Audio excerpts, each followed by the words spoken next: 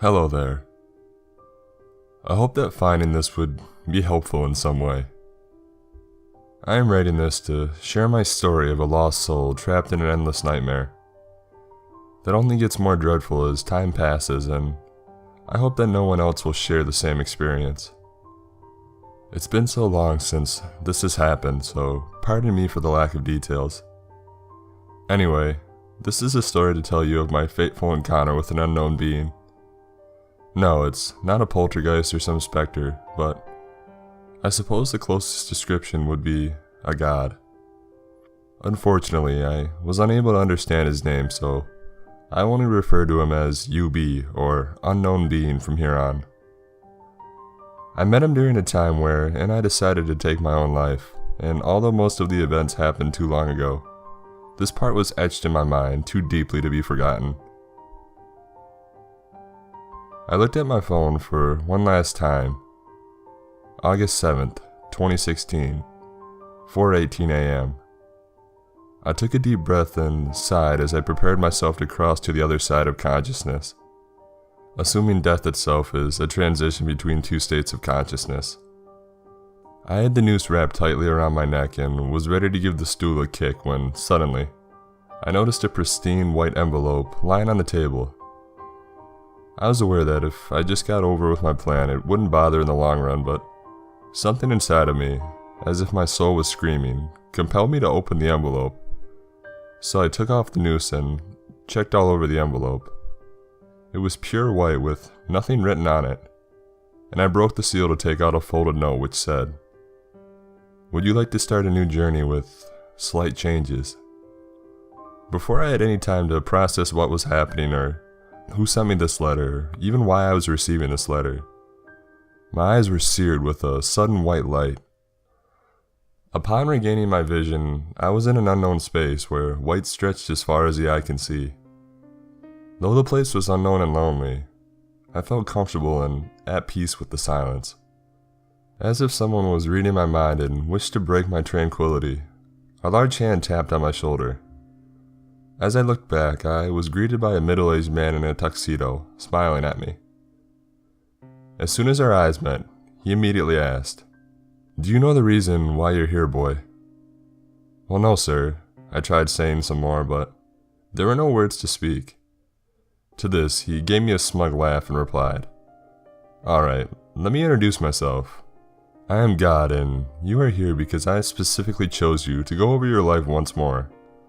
But you will retain your memories and knowledge from your past life. Although you have to remember that there are some things in life you can't really change, even with your retained memories. Now you shall go, and complete your life as you please." Yubi's voice reverberated throughout my head as my vision blurred and eventually faded as I was transported back to Earth. As I grew up, I was able to become the person I always wanted to be. Life had never been better, and I was always looking forward to the next day, unfolding it the way I wanted it.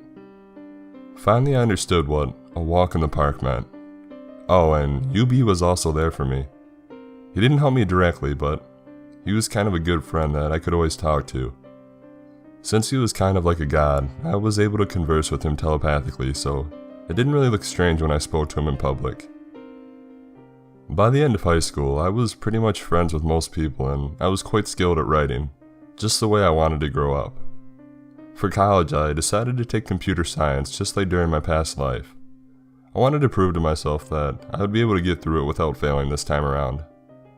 I guess having some base knowledge about what I'll be facing is kind of cheating, but hey, life isn't fair, so why should I play by the rules? Toward the final weeks of my second year in college, my friend brought me to a party. I wasn't really the type of person to go to these kinds of events, but he was a friend I found difficulty declining.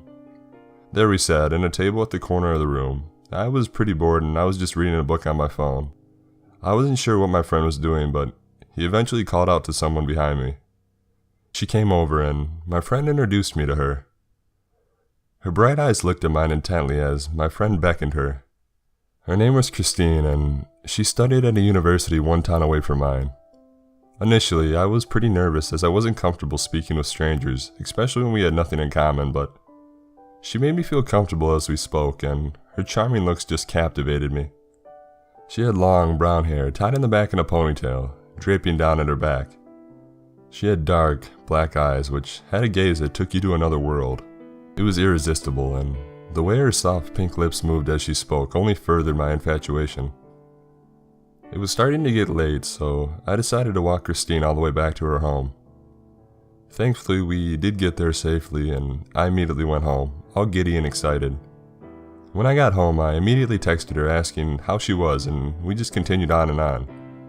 Just as the start of a new day brings end to darkness, our conversation was brought to an end by the dawn of a budding sweet relationship.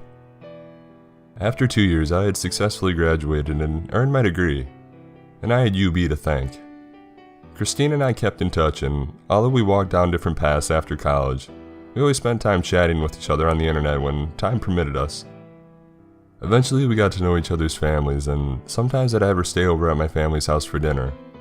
Although it was more often that I was the one coming over to her place since she was an only child and her parents wanted to spend time with her on the Saturday nights. We also took jobs in the same city, so although work life was more difficult and complicated than college life, we at least got to meet one another after the day's end. On Christine's 26th birthday, I decided to leave work early and surprise her with a fairly expensive dinner. I was a bit short on cash that night, so I had to withdraw some money from the nearby ATM. Around 4:10 p.m., I went to a cafe that was located conveniently across Christine's workplace. That way, I could kill some time by browsing the internet and be able to notice when she exited her building.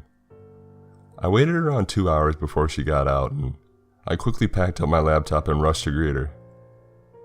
Just as she smiled when she saw me, 2 men wearing tuxedos from both sides ran towards me and started firing shots.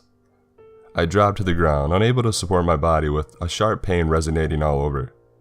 I worried that they might hurt Christine as well, but they just ran away. Whoever they were, I was a bit relieved that I was their only target.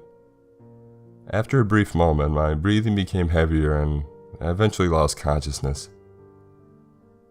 When I woke up, UB was staring at me with the same smug smile he had before.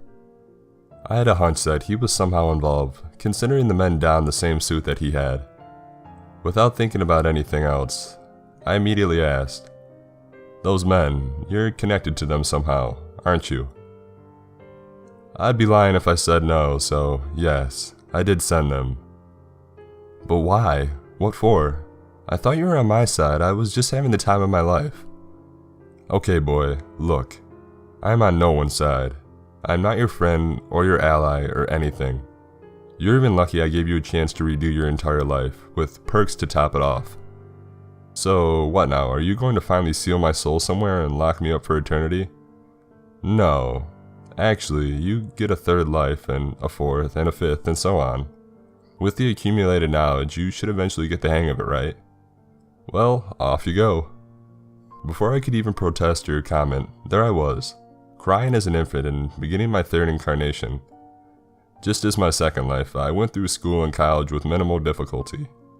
In this incarnation, I also met Christine.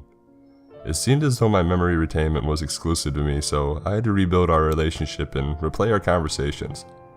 I'd hate to admit it, but this time around it stung me inside a bit. The memories you shared, the laughs, the tears, everything was gone. Nonetheless, I made it my goal in this life to keep her safe so we could live a normal life together. To cut the long story short, we were pretty much in the clear now, or so I thought until the night that I died the last lifetime reoccurred. This time, it was slightly different though. I waited in the cafe, browsing the internet, and when Christine was outside the building, I rushed to her, but I looked both left and right. Thankfully, there were no suspicious people around. We got to the car and we were heading towards the restaurant to celebrate her birthday. Just as I reached the last turn before the street of the restaurant, our large truck speeded head-on directly towards us. During the impact, I lost consciousness for a short while, but eventually sprang back to check on Christine. Blood smeared throughout her forehead from where she was hit. She was unconscious, and I immediately called for an ambulance. By the time we reached the hospital, she was pronounced dead. The emptiness haunted me. I stared at her cold corpse, recalling the events that led to this tragedy. Regret and anger smothered all other thoughts. If only I had capitalized on the small window to turn and weaken the impact. If only I had chosen to do things differently. When I got home, it was around 10 p.m. The bed we used to share felt too big to me.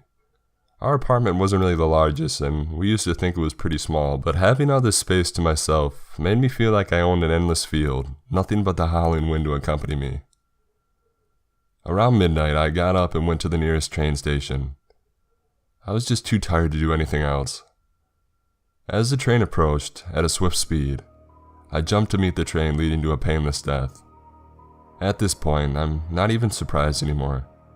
Yubi was a traitor, and I despised him so much for that. I despised myself even more for believing that his little game would eventually grant me joy. Yubi had that same smug smile when I first met him. I let him do all his talking about accumulating knowledge and getting through life. He didn't seem to care about how I felt, so he didn't say much after that, and simply repeated my life for the 4th time. This time, I died again during Christine's birthday. Some undetected disease apparently working its way over the years that I was unable to tend to. At this point, I was just confused and tired, so I inquired about why it always had to end this way. Yubi's response filled me with a newfound fury. It was the ire that lasted forever until I got what I wanted. The very reason why, the 5th life onwards, I began doing everything in my power to escape this nonsense. Alright boy, do you really want to know why you keep dying? Do you remember this? He reveals the rope that I was supposed to use to end my life the first time. I replied nothing, so eventually he continued. Yeah? You can look at this rope as a reflection of yourself and the many threads that make it the lives you live. As you can see, all the threads run through the rope independently, but they all have the same end. These threads may be unique to one another, such as there are no 2 threads that are exactly alike. But together they start and together they end as well. No matter how much knowledge you attain and how differently you live one life to another, you will always meet the same end. You were designed to be a tragedy, and you will stay that way no matter what. That is the simple way that I have designed you, and you will continue to do this until you have died in every possible way. So boy, off you go once more. Lifetime after lifetime, death after death, rebirth after rebirth. I've always been trying to save Christine and myself. At this point, I've probably died at least 200 times and I'm pretty damn tired. I've tried to circumvent Yubi's design by dying in an earlier date before, but it doesn't work. I've also tried poisoning both Christine and I with her consent, but I'm afraid it was to no avail. However, I will continue to attempt escaping this bitter end so long as Christine and I cross paths. With that, I part here now with a simple message. Please remember that all those second chances are a sign of mercy and grace. It is always best to think twice whether it really is better the second time around.